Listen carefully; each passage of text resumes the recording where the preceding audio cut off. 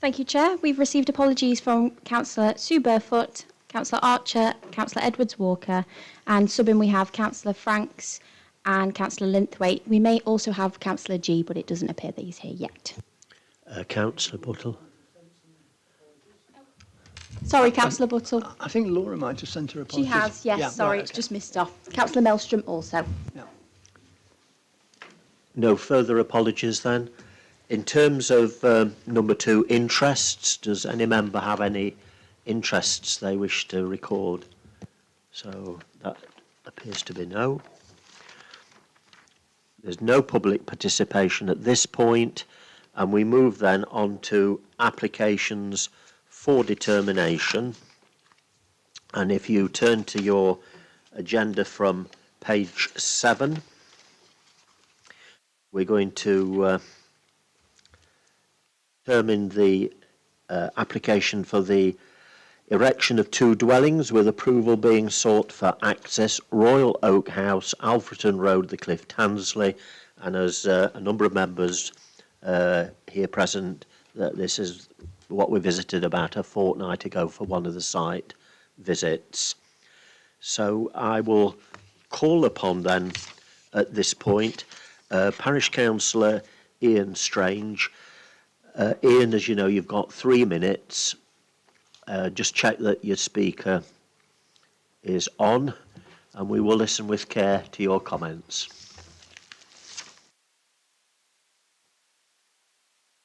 I thank the committee for the opportunity to address the planning committee. The developer has stated that there will be new garden areas at the rear of the old public house and the barn conversion.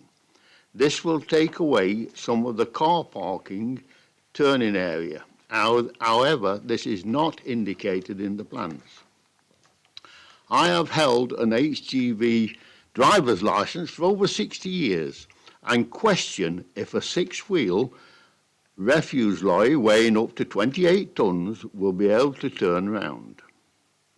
If the planning committee should allow this development, can a condition be added that it has to be demonstrated that a large refuse vehicle can turn round and exit forwards? If possible, ask Serco for their opinion, as this is very, very important. Traffic parking on the highways is a serious safety concern and a material planning consideration. Disabled persons' access is also a material planning consideration. However, this council has failed to address the lack of a safe pedestrian route for disabled into our village amenities. We are supposed to be building a future ensuring infrastructure is adequate for all. This development fails the test substantially. Thank you. You, Parish Councillor Strange. I call upon the applicant's agent, please, John Millhouse. John, you've got 5 minutes.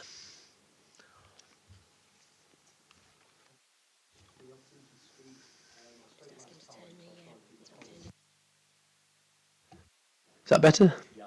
Thank you. Okay, so we welcome the officer's report and recommendation for approval. This site is in a sustainable location on the edge of Tansley, a 3rd-tier settlement with a school, employment opportunities and bus links to Matlock. As the report explains, the proposal is acceptable in principle under the Council's own local plan policy S4, which allows for housing on the edge of 3rd-tier settlements where there is no 5-year housing supply. This is an outline application with access only to be agreed at this stage, but the Council can be satisfied that the site is large enough to comfortably accommodate 2 dwellings in an acceptable way. The Reserved Matters application will give the Council control over the layout, the appearance, the scale, the materials and the landscaping of the scheme.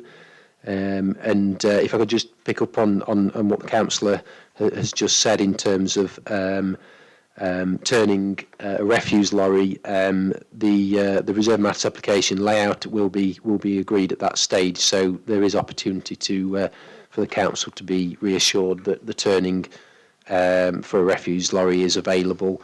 My understanding is that a refuse lorry and delivery lorries did historically go into the car park, the pub car park, and turn around. So I do believe there's sufficient space, and that the gardens of the houses would be further back than what is currently available as turning area. But like I say, that will be able to be firmed up at reserve matters stage. Similarly, at the reserve matters stage, there'll be an opportunity for the council to ensure there's sufficient sustainability features. The applicant is happy to look at solar panels, heat pumps, car charging points, and grey water system. But like I say, the reserve matters application will give the council control over that. Reserve matters application will also require a landscaping scheme. So again, there's a willingness on the part of the applicant to replace some of the impermeable tarmac that's currently on the site with permeable surfacing and a sustainable drainage system. And I note that there is a condition proposed already for a detailed drainage plan to be submitted as well. I'm conscious that the last time round there were some representations from residents on Ashley Close to the north, but the separation distance is well in excess of minimum standards, and there's a substantial tree belt between. And the applicant, although that tree belt is outside of the red line, it is in the applicant's ownership, and he has no intention to remove it. In fact, it's in his interest to maintain it, and because those trees are to the north of the houses, they won't cast a shadow over the houses, and they're plenty far enough away, so there shouldn't be pressure from future residents to remove them either. There's also a condition suggested requiring a lighting scheme to be agreed that will help to minimise visual impact on those residents to the north. Last time round, trees on the western boundary were mentioned, but as we discussed last time, they're outside of the applicant's ownership, so there's no proposal at all to remove them. They will be retained. And I do note there is a condition in the report requiring retention of trees on the site itself.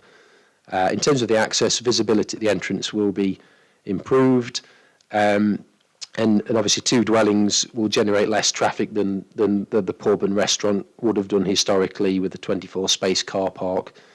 So biodiversity net gain will be provided on site and controlled via condition. And just to conclude, there's no objections from County Highways, the Derbyshire Wildlife Trust, the Environment Agency, or the tree officer.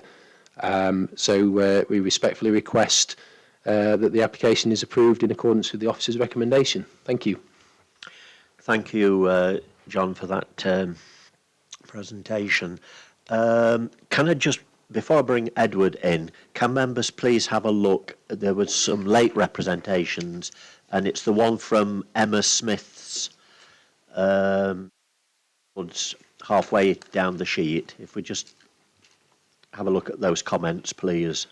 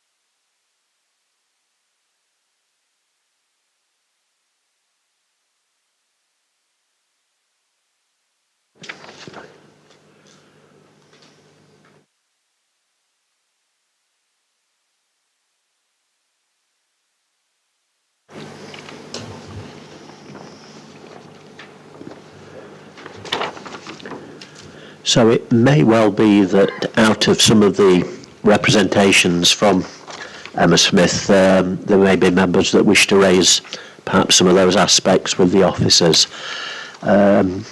Edward, all good stories start at the beginning, and it was a very good report. I think most members felt you put together a very detailed report a couple of weeks ago, so we will revisit that report, please. Thank you, Chair. So this is Outline Planning Permission sought for 2 dwellings with access detailed at this stage, and all other matters are reserved at this time. So the site consists of a parcel of land to the north of the former Royal Oak Public House in Tansley off of Alfreton Road. The site includes a portion of the existing car park and beer garden, as well as amenity space to the north of the pub as well. The site is located partially within the settlement of Tansley and partially within the open countryside as well. Policy S4 of the local plan sets out that residential development on the edge of third-tier settlements, which Tansley is, are acceptable in principle in situations where the council cannot demonstrate a 5-year housing land supply, which is the case as of present. So on this basis, the application for new housing in this area is acceptable in principle. With regards to impact on character, whilst all matters besides access are reserved at this time, it has to be considered at this stage whether 2 dwellings can be delivered on this site in a manner that would not adversely impact on the character of the area. Moving to the next slide, assuming this works.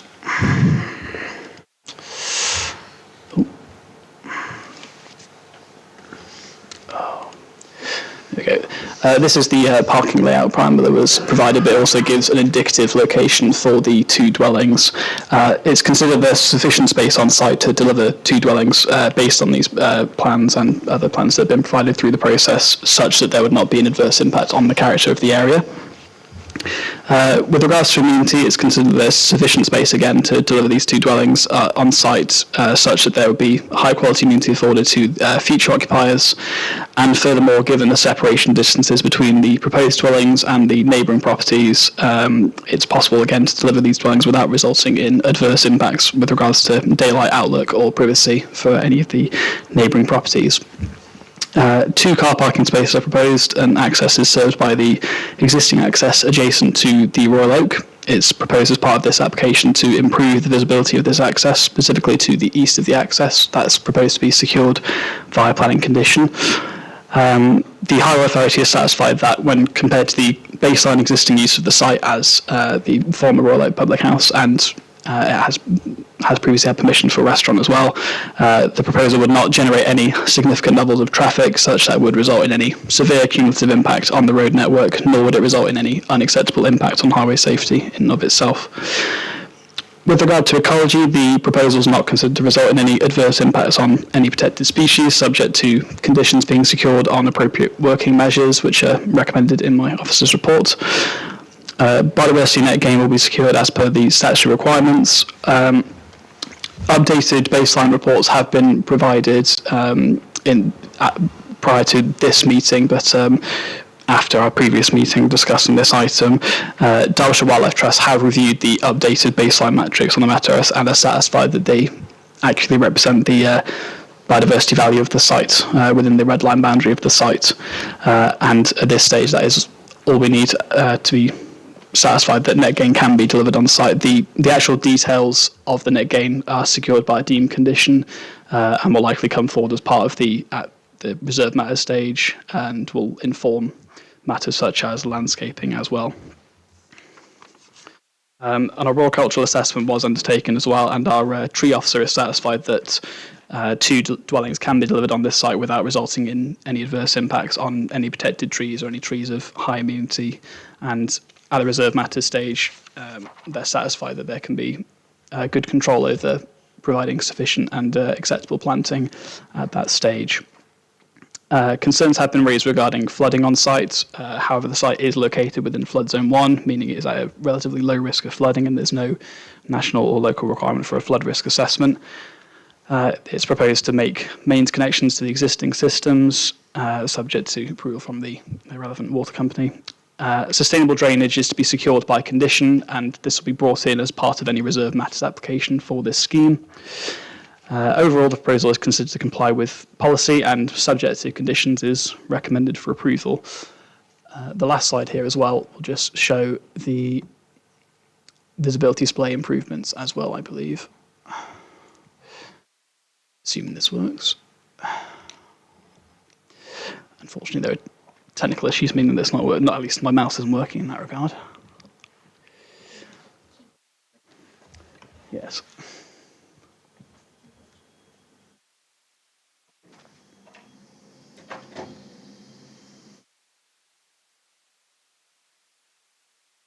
There you go. Oh, the visible displays were there for a second. There they are. Oh, and then they're not. Right. Okay. There we go. So that's the visibility display plan as well. But returning, so that's the indicative layout plan with the parking layout plan as well. But as I say, further details will, as part of the layout of the scheme, will be secured at the reserve matters stage, if approved. Thank you. Members, the case officer now looks forward to your crisp, concise questions. Not statements, questions, please, members. Councillor O'Brien, then Councillor Dobbs, and then Councillor Linthwaite. Yeah, thank you, Edward. Questions concern relationship really between paragraph 7.37 and condition 3, the report. Is the well, it's an outline application, but access is not the access detail is not reserved. That's approved at this stage. Is the access detail such that the access in its fullness can be implemented at this stage? And does the requirement in condition 3, which is details of water drainage, etc., does that apply to the access, or has the access drainage detail been submitted and approved? And is it a sustainable drainage system, or is it connected to the main drainage system? But it's not clear from 7.37 which is which, as reference to both sustainable drainage and connection to the mains systems. Specifically in relation to the access area. Edward. So, with regards to the first point in regards to access, so the details at this stage, access is up for consideration at this stage, but if approved, the application would still need to go through the reserve matter stage before commencing in any case. With regards to the sustainable drainage condition, that relates to details to be incorporated effectively in what would pragmatically be the landscaping scheme as part of the reserve matters. So that will likely take the form of some form of sustainable drainage scheme, likely within the north portion of the site, as considering that the access is an existing established part of the site and also has connections to other developments on site as well. Well, can we just have absolute clarity on what 7.37, which seems to refer to both sustainable drainage and connection to the main systems, both surface water and sewage? It doesn't seem to me that which is it going to be?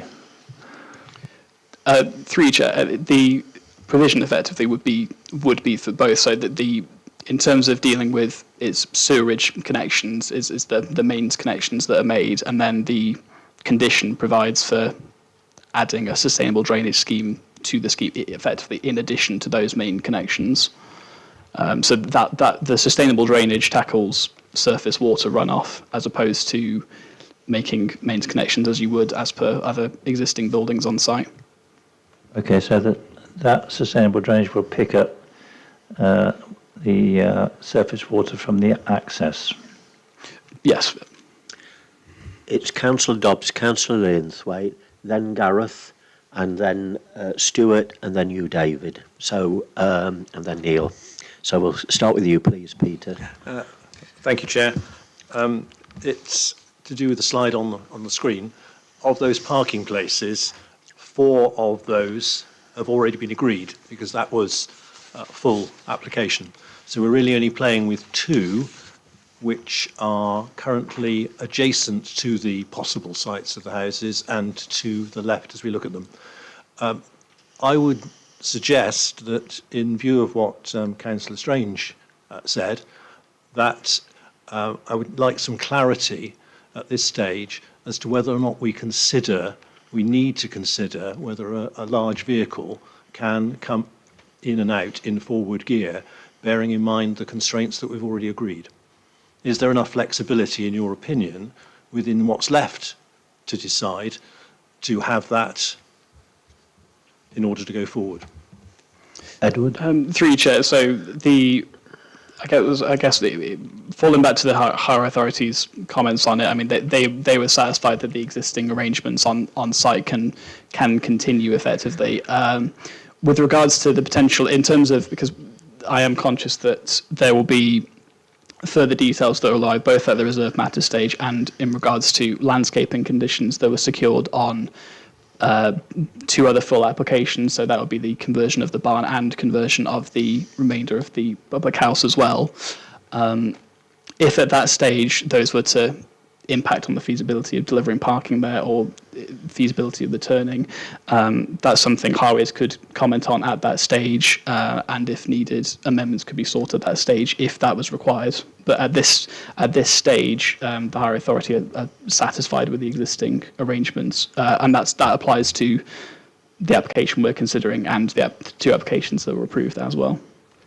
If I may quickly come back, if we could ensure that that was flagged to highways, because they don't necessarily pick up things subsequent. And if I can just slip in, what would be the criteria for the SUD system? Who would decide what it was trying to achieve? Are we just trying to achieve Q-bar? Or are we going to try, bearing in mind the fragility of the Bentley Brook catchment, are we after betterment?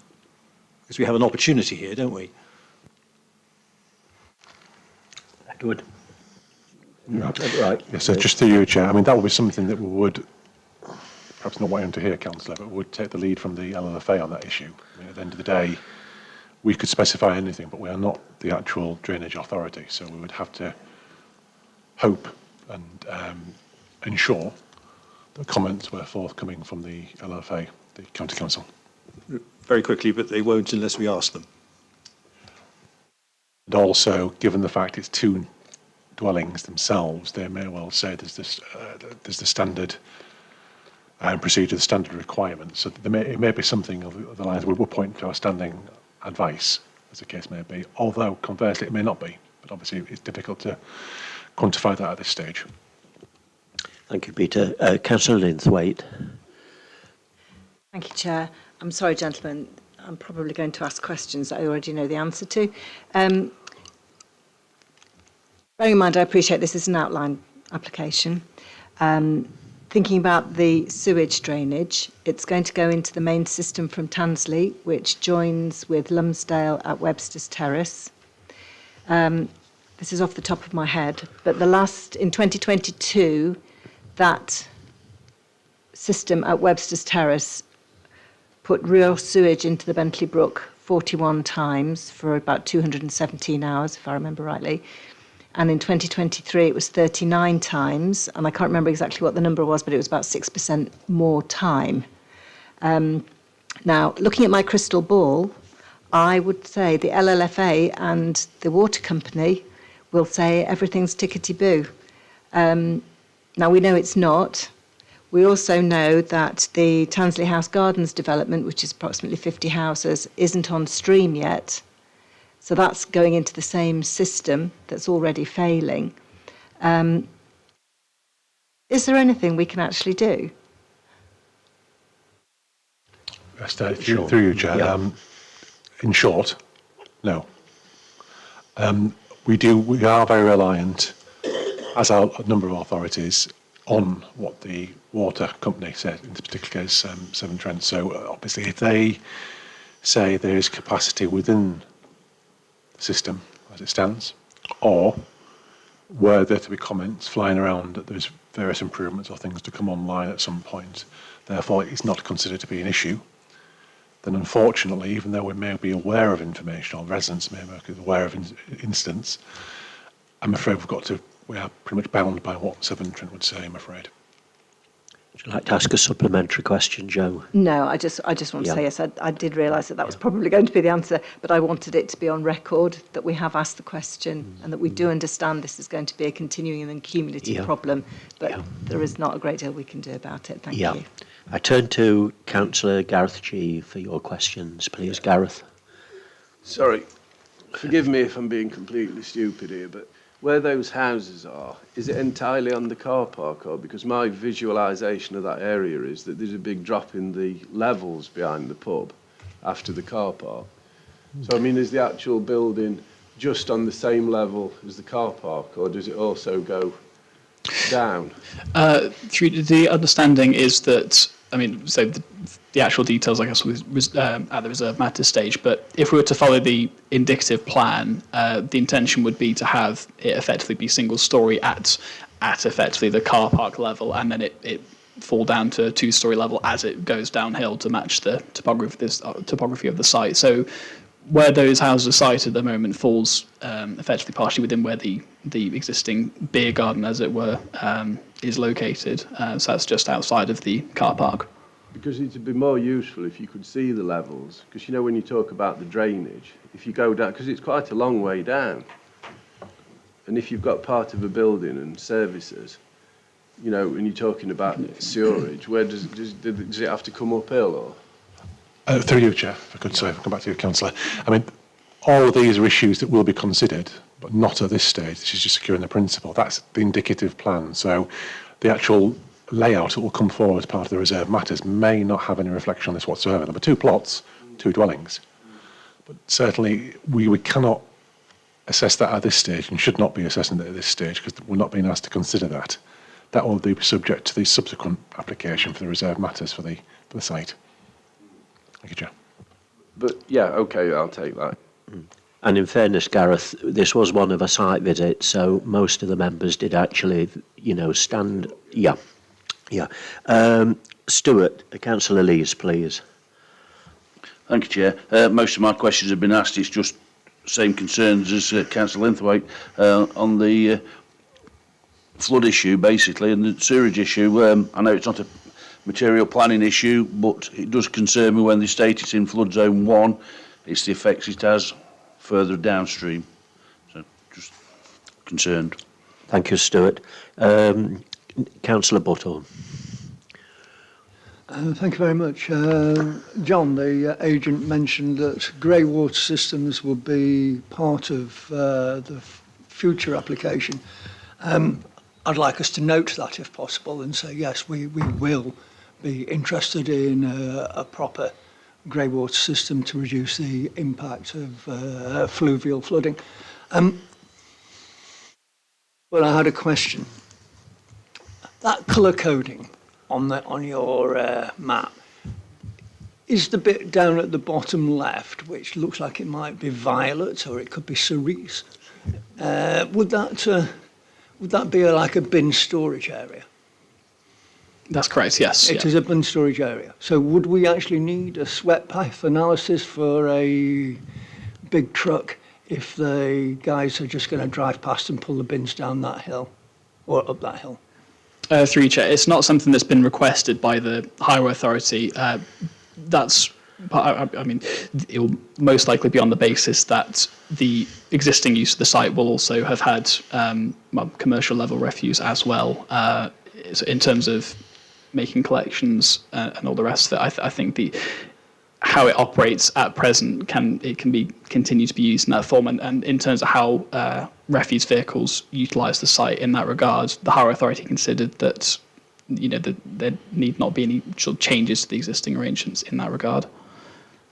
So did you just say no? Yes, yeah. Thank you. Thank you, Councillor Buttle. Sean, are you okay? Councillor David Hughes. Thank you, Chair. I'd like to return to drainage, I'm afraid. Thank you, Peter, for drawing attention to the particular paragraph which completely had escaped me, and the effective difficulty in understanding where the surface water is going to go as a result. If the surface water is going to run into the drain and it becomes a combined sewer, will that not increase the requirement for capacity in the sewer, which we understand is already overflowing? Edward? Through you, chairs. So when in situations where developers are effectively making mains connections, there's very limited, requirements we can ask for in returns of a planning application, because that system and setup is very much accounted for by the water company in terms of approving those main connections. What is within our remit, however, it is in terms of deciding if additional measures such as sustainable drainage are required, and in this instance we deemed it appropriate to do so. So it's, with regards to that will be something within the remit of the water company, and the water company will have their own separate legislation and duty to meet that as well. But the surface water runoff from the green area, at least, is going to be going into Bentley Brook ultimately already, and if that surface water runoff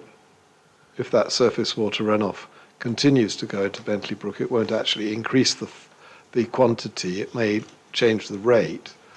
So, is there any point in putting it down the sewer, which is at overcapacity?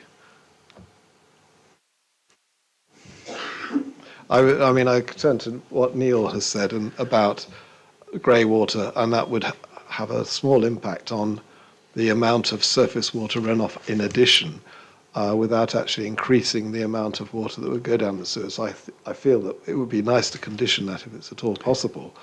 But on my suggestion is, and I'd be interested in your comment, that we should keep the sewage separate from the surface water and treat them separately and condition the applicant to do that. Through you, Chair, on the first point regarding grey water, yes, we can condition it effectively. That can either fall into the condition relating to extra details that are provided at the reserve matter stage, so just specifying the elements that gets integrated into that application, or it may form a separate condition requiring those details to be provided at a certain point. In terms of what they've put in the application form, I don't have that information in front of me in terms of the separation of mains connection sewerage versus sustainable drainage systems. I don't have that information present in front of me, but is it something we could condition, that they're kept separate and that the surface water is allowed to run off naturally into the river and into the brook, and then whereas the sewage goes into the sewer? Yes, sir, through you, Chair. Yes, that's something we could condition when members minded to suggest it, and obviously we can incorporate it. And my final question is really, are we actually dealing with these drainage issues at this stage, or is it just vehicular and pedestrian access? The general, well, not the general rule of thumb, the requirement when dealing with any outline application is to ideally not put any more onerous conditions or leave them subject to the actual reserve matters submission. So if we require an appropriate scheme to deal with surface and foul water, that should be specified at the outline stage. Okay. And anything else that's appropriate, obviously officers and members should agree those conditions at this stage rather than leaving that for the subsequent reserve matters. Okay, thank you very much. There are the odd exception to that, but certainly I would always advise to try and get that dealt with at the outline stage. Thank you very much. Councillor Peter Slack and then Councillor Leers. Thank you, Chair. Just to get it crystal clear, looking at the drainage, as Councillor Linthwaite has said, it's the sewerage is very much at capacity. I know the water, we said at last meeting that the water from the car park would now permeate into the ground rather than run off. So it will hold some water back in that respect. But now the Environment Agency put it in Zone 1, and the Severn Trent have more or less said that they are satisfied.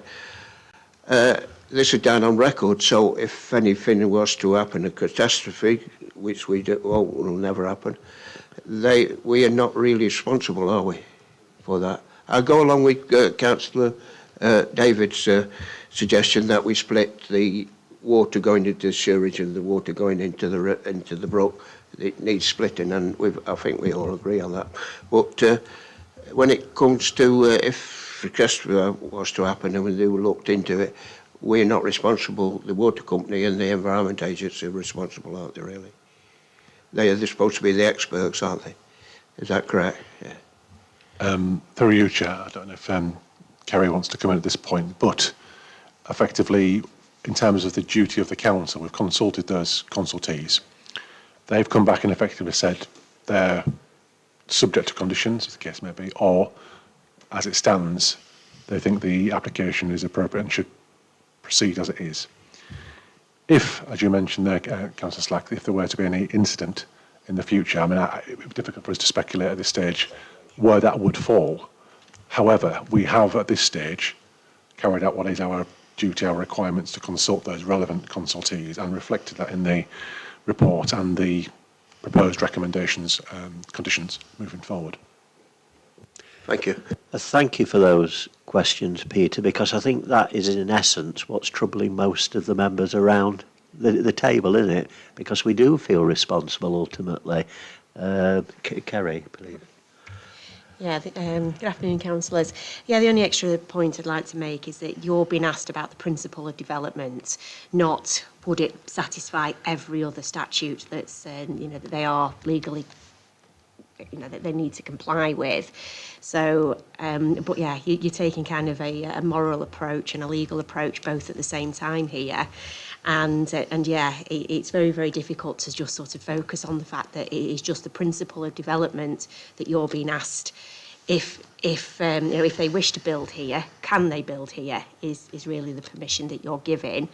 But yeah, I do understand councillors' moral aspect to this, that they don't wish that your decision to be taken out of context and be responsible for things that happen further down the field. But hasten to add that no, you're here just to give your opinion on whether, in principle, could they, given the permission to build, not the permission to ruin, the future development. Thank you, Councillor Lees, and then Councillor Buttle. Please. Thank you, Chair. I think my question has been answered actually by the last couple of questions, but can we not make, they seem to just made the flood zone 1 as an excuse not to comment. Could we not make a condition or make it that we get an answer on reserve matters when it comes back, that they do answer that they do comment basically rather than no comment, because it has got impact. Sean. Yes, so through you, Chair. I mean, the Environment Agency, their standing orders, their standing advice is quite clear that effectively the zones that they are primarily concerned with, Zone 2, 3 or 3A, those are the really trickier, much trickier areas to develop in, and some of them are completely inappropriate. Flood Zone 1 tends to be the area in which they are effectively saying that is the lesser concern. It's not saying not a concern, but that has less of an issue for them, where it would be 2, 3 or 3A, and 3A may not, well, in all likelihood would not get consent. So effectively, we can ask them for comments, but they will probably steer us towards their standing orders, their standing advice in development in Flood Zone 1. Thank you. Stuart. Yeah, it'd be good if we could, because even though it's in Zone 1, it is going to affect them areas further downstream that's probably in one of them. The Zone 2, whatever, it's going to have impact on further downstream. So I think it's important because it's going downhill, and bottom of that hill, that's where the problem is. Yeah. Councillor Buttle. Thank you very much. I know I've already had one bite of this one, but I've got another question, which is, the comment here talks about Water Framework Directive and overloading the sewerage system and ecological status and all that sort of thing. That was the comment by Emma Smith. Was it Emma Stone? Emma Smith. I don't really know much about that, the Water Framework Directive and overloading of sewerage systems. Is that, it says it's referenced to in our PD8. Could you explain what it is that actually means to us, if that's possible? I wasn't aware of it, and I did have a second question, but I'll come back to that. It was about biodiversity net gain.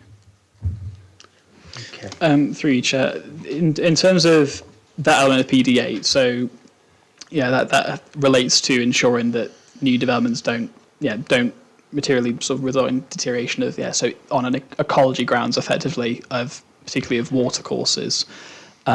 It's not something we've received comment on. It's not something that's been raised as a concern by the Environment Agency or Derbyshire Wildlife Trust for that matter.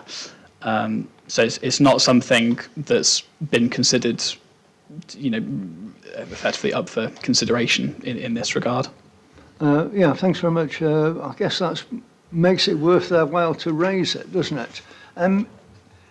Will we be able to apply that to other applications? Is this just something that I've managed to not notice for several years and it's always been there?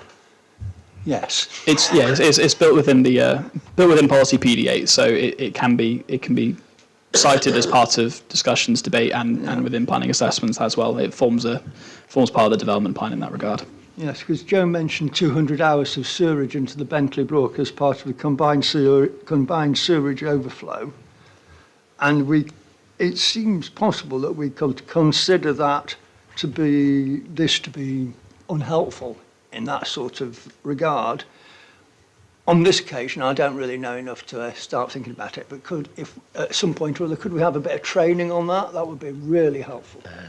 Just to have an understanding of what it is that we're meant to be doing. Yeah. And my final question was about biodiversity net gain. Yeah. I note that one of the objectors pointed out that the applicant has rather carefully drawn round the trees and said we don't need to consider these. I find that fairly ironic and cheering because I would do exactly the same. But is it relevant? Can we say yes? Well, this is the area under your line. The fact you've just drawn around this patch of grass where you're going to build a house. Can we actually expect that to be what happens in the future? Through you, Chair, it has to be what happens in the sense that where they've drawn the red line boundary, they are, if permission is granted for the outline, they are bound to follow that red line boundary. So they can't, unless they apply for a separate planning permission, they can't develop outside of that area. Would they?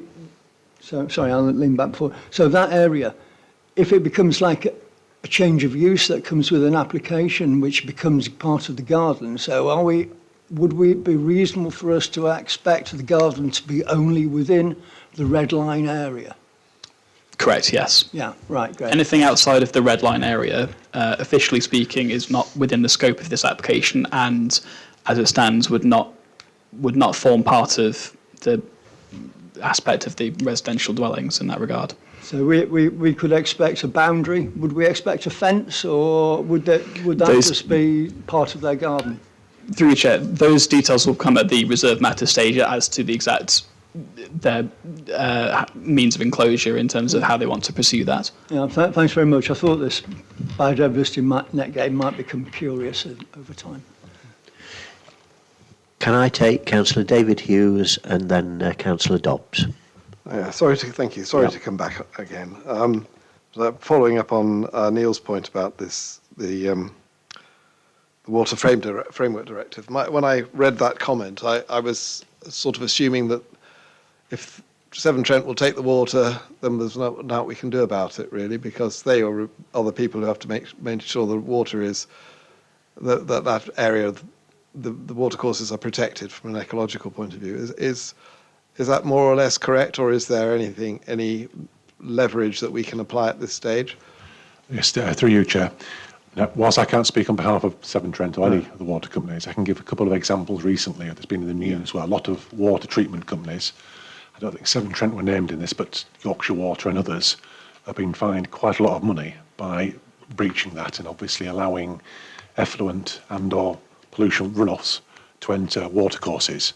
I mean, basically, effectively, what was once told to me by someone that worked in the Environment Agency is the need to maintain that status quo in the brook or the river.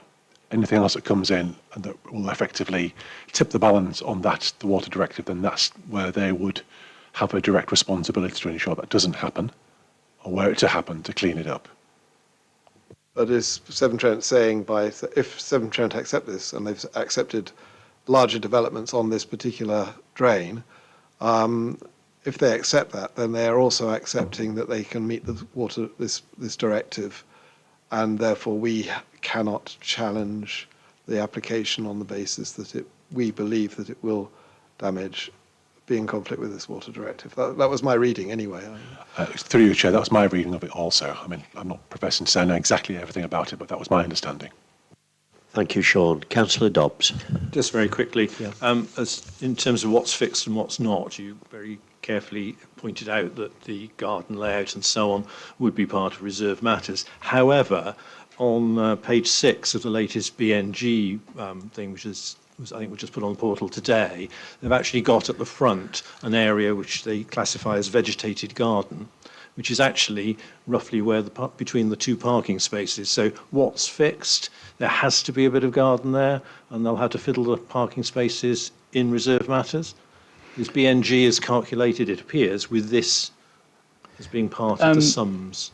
Through you, Chair. So at this stage, their requirement is that they provide a baseline of the biodiversity value of the site before they develop the site. And as part of that, they're expected to provide effectively an indication that the statutory requirement, so a 10% net gain, can be delivered on site, so that we don't require any sort of off-site or habitat bank or otherwise net gain in that regard. And if they've demonstrated that at this point, that's all that's required at this stage. That is effectively indicative at this stage. So when the reserve matters come in, there's a separate condition, a deemed condition, as it were, that secures a net gain plan, which at that stage they have to set out exactly how they are meeting their statutory requirement for net gain. And it will also have to ensure that it doesn't conflict with other conditions relating to ensuring that parking is delivered and ensuring that it doesn't conflict with whatever's presented effectively at the reserve matter stage as well, depending on the submission of those, because the net gain plan doesn't necessarily need to come in at the same time as the reserve matters. It's effectively a separate condition, but in any case it will be within the applicant's interest to make sure that those match effectively, to ensure that they are deliverable to meet both the reserve matters and that condition as well. Right, just to clarify, so this is how we might do it, but we don't have to do it exactly like this. Yes, it effectively represents proof that it's possible to deliver 10% on site. Members, can we now perhaps go into debate? Is anyone prepared at this point to move? Yeah, Chair, I'd be happy to move approval of this application. Approval. Does that find a seconder, please? And in doing so, though, I would like to add the conditions for grey water, use of grey water and separation of the sewage from the surface water runoff, so that this surface water runoff is treated separately and does not enter the sewer, which we believe is up to capacity. Yeah, I agree with that, Chair. Thank you. Peter, is seconded. Councillor O'Brien. I support that, Chair. I think this is has the potential to be a development which will enhance the character of this part of Tansley. I do continue to have some reservations about the ambivalence. I haven't looked at the detail of the application, I have to say. I have some concerns about the ambivalence of paragraph, what did I say, it was 7.37, the drainage one. I do think the point is that the access area is disproportionately large than you would normally expect for two dwellings, and that's because of the nature of the site. And it does therefore have the potential to very significantly contribute to a significant amount of surface water runoff. A sustainable drainage system is proposed, but paragraph 3 only refers to the reserved matters. And the highway access is not one of the reserved matters. So what I would like the condition to be slightly amended so that it includes the entire access area. So I want to make sure, however it's worded, I want to make sure that the access area, by condition, is required to drain to the SUD system in line with the dwellings themselves. Because I just have a feeling the way it's worded, and paragraph 7.37 leaves some opportunity for the access and the whole access area not to be the subject of a not for that connection. Does that make sense? Yeah. Does the mover support the sentiments that Peter's expressing? Yeah, in principle, I do. But there are overlapping applications, aren't there? Because the barn conversion also uses the same access, and the building, the apartment and change of use of the rest of the building is also using that access. So it's a bit difficult, really, about in terms of which. Do we put this condition on all of them, or we can't put it on the one that we've already passed, but we can put it on the other one that we haven't passed, which is there is one more, isn't there? Sorry. Or is it we've done two and one, we've just got this one, so we can only put it on this one. So we have to put it on this one, Peter. Can I just bring in Sean, please? I think just to come back on that point, Councillor Hughes, you hit the nail on the head, as it were. The two previous applications effectively involved the use of existing buildings and structure on the site. This is new, so therefore it's quite perfectly reasonable when members minded to support it, as has been proposed by Councillor Bryan, to put that condition on there, because this is something that moves away from what's there already, effectively. And that's how you would probably assess those two other applications. So it would be perfectly reasonable for members to vote on it to put that actual condition on there. Does the second... I think that would comply with certainly the sentiments of the National Planning Policy Framework on Sustainable Drainage, which encourages to look for that. Yeah, I totally agree with that. I was under the impression that was what's going to happen. They're going to, water would percolate through with the car parking area and not be a solid area. Yeah. I was under the impression that was part of the plan. So it will make it a condition. We'll see that. Yeah, suggesting, Peter, that if condition 3 is amended such that it incorporates the access area rather than just the reserved matters elements. So can we just clarify the amended motion? How is it to be phrased? Through you, Chair, if I may, if Peter was pointed correctly, that the condition number 3, as it's proposed, that is just recast, for want of a better word, to include the provision to ensure that the surface water runoff from the vehicular access actually goes into a SUD system rather than to the mains drainage system. Members, we've got a motion before us. Councillor Lees? Can we just add in somewhere that policy PD8 is included in these conditions somewhere along the line to be adhered to? Or not? Through Chair, I don't think I've got a copy of the officer's report in front of me, but normally it can be included within the reasoning as part of the condition in any case. Yeah, thank you. Just safeguard ourselves more than anything, because it's our policy PD8 to protect the risk of flooding elsewhere. It states so. It'd just be nice to put that in the conditions. Right. That you're happy with that, and Peter, you're happy to include that, right? Councillor Dobbs. Just to extend that, when it comes back for reserved matters, then the nature of the SUD system will be part of that reserved matters. Is that correct? Through Chair, yes, that's correct. I believe the condition requires effectively full details of the sustainable drainage to come in as part of the reserved matters application. So we would expect at that stage, effectively, for it to all be resolved as part of the reserve matters, and then moving forward from there, if it was to be approved at that stage, it would be a matter of complying with approved details, secured by condition at that stage as well. If there are no other comments, I'd like to put it then now to the vote, please, members. It's been moved and seconded that we grant consent pertaining the 17 conditions that are listed. All those in favour, please show. Against? That appears to be unanimous. Thank you, members.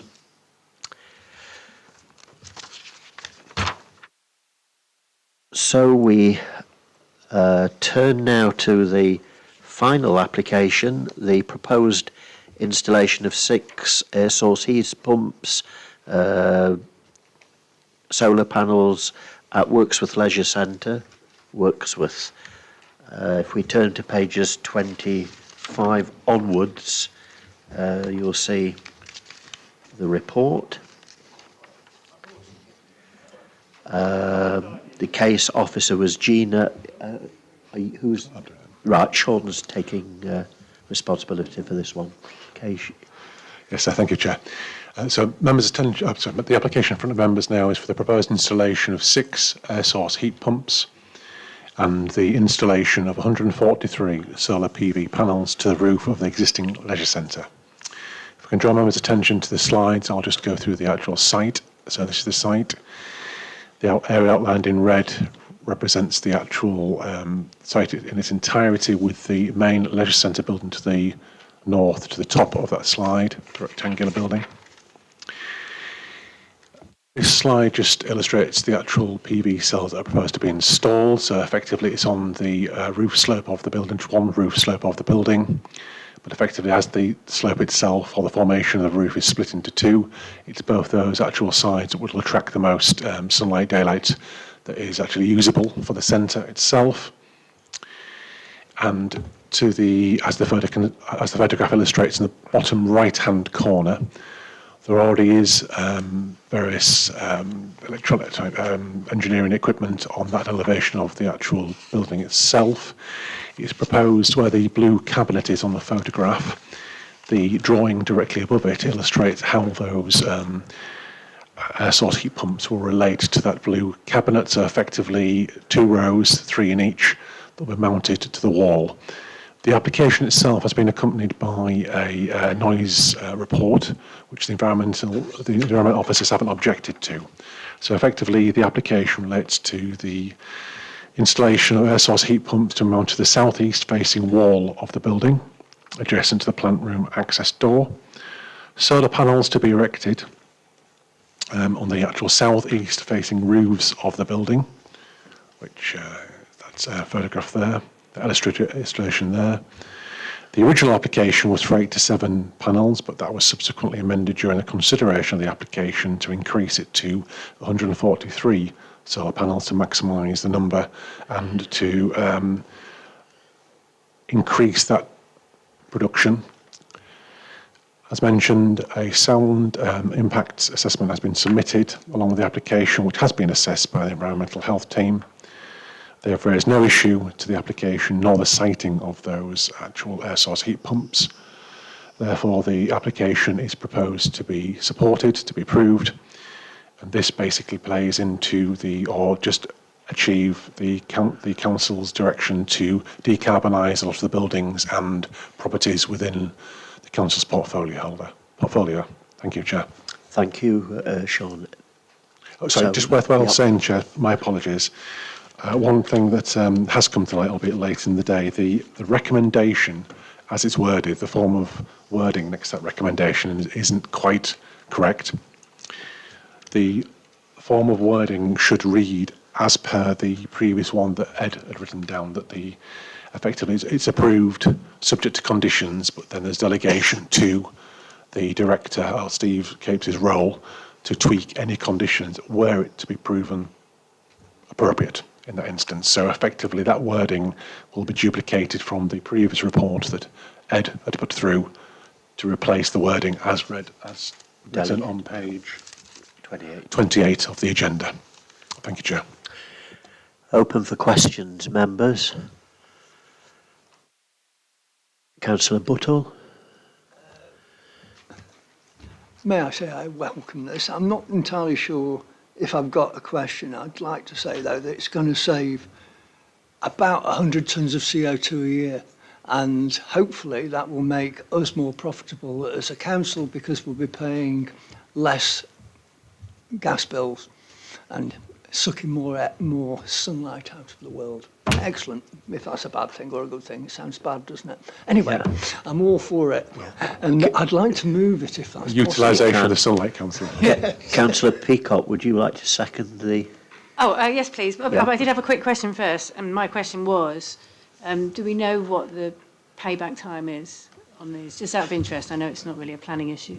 Sorry, Councillor, I didn't get that information from the officer or the applicant, ourselves. Councillor Slack, would you like to speak to the motion? Yeah, thank you. I welcome this very much so. We're moving in the right direction at last, and I'm very, very pleased to see all the solar panels going on and facing south, by the way, and the heat source pumps. So I think we've really good. It's a good application, and I fully support it. Thank you, Peter. Councillor O'Brien. I was going to ask a question, actually, Chair. This is a major building in Wirksworth. Would it be appropriate to ask that we condition the installation of Swift boxes on the structure? I mean, there's nothing to stop us asking that question, just that obviously we asked them to submit a scheme to further improve the credentials of the building along with this, which could include Swift boxes. Can I just bring in Councillor Slack, because I think you seem to know... That's part of applications now, isn't it? Swift boxes have to be put in every building, aren't they? We did that a long time, 18 months ago, didn't we? It should be in the planning conditions now. Swift boxes is to be added. Swift boxes or Swift bricks, Swift breasts, which is similar. Yeah. Councillor Lees. Pass that. Thank you, Chair. Yeah, I think we've just won quite a substantial grant for Swift boxes as well, I think, in the biodiversity thing. Is there any backup storage for these panels at all? Any facility for the backup of any battery backup, or is it just been... My understanding primarily was to actually use them straight to the get all source. used, yeah. I believe there might be it's in process. It's been looked at currently by our climate change officers to check whether or not there are profitable ways of adding these. So let me get this absolutely right. Peter, in terms of what you raised, we're asking the officers just to double check that these Swift boxes... Well, I asked whether it was appropriate and whether it was inappropriate. If it's not inappropriate, I would suggest that we should ask as a condition that they're incorporated. Yeah, checked, yeah. Lovely. If there are no further comments, can we put it then to the vote, please, members? It's been moved and seconded. All those in favour, please show. And again, that is unanimous. Thank you. So there is nothing further to today's agenda, so I'll just formally close then the meeting. Thank you.